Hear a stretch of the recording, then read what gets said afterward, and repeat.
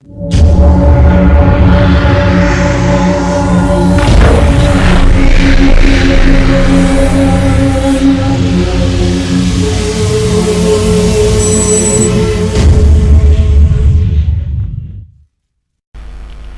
Viewers, আমি রায়হান, আপনারা দেখছেন টেকনিক্যাল হিরোজ।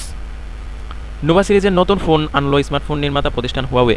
বুধবার চীনে নোভা 3i ফোন লঞ্চ করলো Huawei. Dual SIM Huawei Nova 3i-তে চলবে Android Oreo operating system.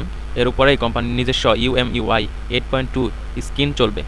Android ওরিওতে রয়েছে একটি 6.3 ইঞ্চি full HD plus LED panel.